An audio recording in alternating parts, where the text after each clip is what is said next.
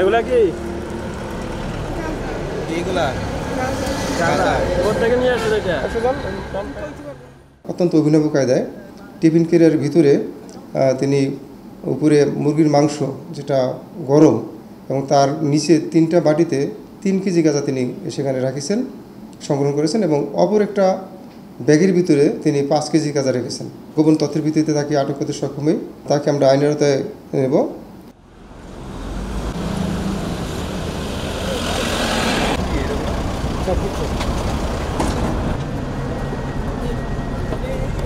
Staff bag না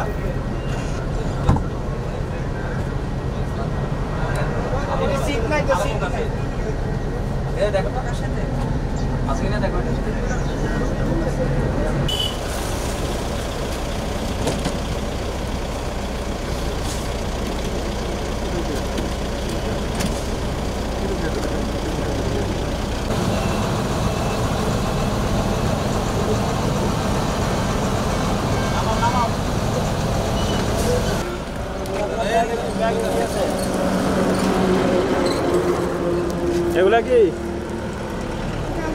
এইগুলা কোথেকে নিয়ে আসলে এটা? বাস স্ট্যান্ড থেকে বরিশাল। আর প্রথমে রয়্যাল পোস্ট থেকে যে আটককৃত মহিলা তিনি স্বীকার করেছেন যে তিনি গতকালকে বরিশাল থেকে এসেছেন। বরিশাল থেকে তিনি একটা বাড়িতে ছিলেন, সেই বাড়িটি তিনি চেনেন না, তবে তিনি আমাদেরকে দেখাতে পারেন না বাড়িটি, মানে তথ্য গোপন করতেছেন। সেখান থেকে বাড়িতে বসে তিনি এগুলো সংগ্রহ গাঁজাগুলো তার টিফিন ক্যারিয়ারে ঢুকিয়েছেন। সেখান থেকে তিনি গাঁজাগুলো বরিশালে নিয়ে যাবেন বলে আমাদের প্রথমে জানিয়েছেন।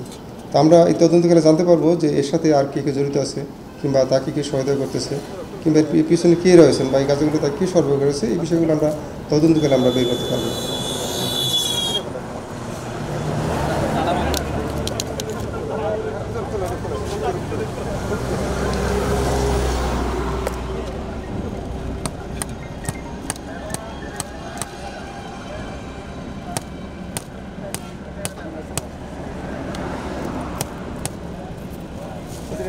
গাঁজা কীভাবে না দেখছেন ভাতের ভিতরে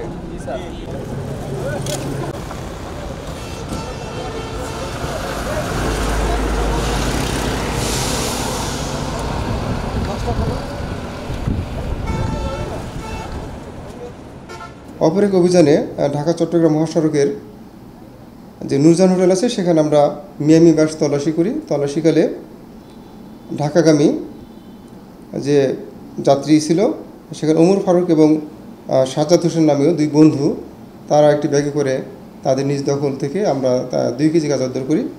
তারা সম্পর্কে বন্ধু, তারা এই গাঁজাগুলো নারায়ণগঞ্জ নিয়ে যাচ্ছিলেন।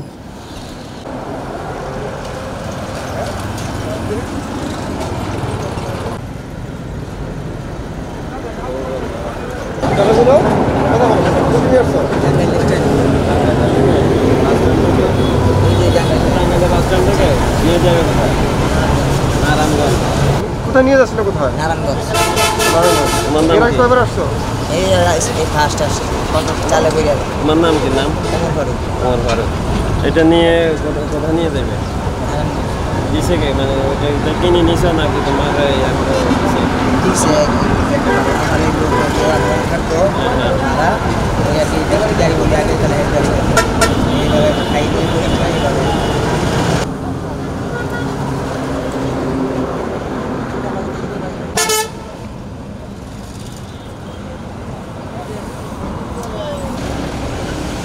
কুমিল্লাকে মাদকমুক্ত করার জন্য আমরা কাজ করে যাচ্ছি এবং মাননীয় প্রধানমন্ত্রী যে জিরো টলারেন্স নীতি ঘোষণা করেছেন, অঙ্গীকারকে সামনে রেখে আমরা মাঠ পর্যায়ে আমরা কাজ করে যাচ্ছি। আমাদের অতিরিক্ত পরিচালক মহোদয় আছেন, তার নেতৃত্বে তার নির্দেশনে আমরা কাজ করে যাচ্ছি।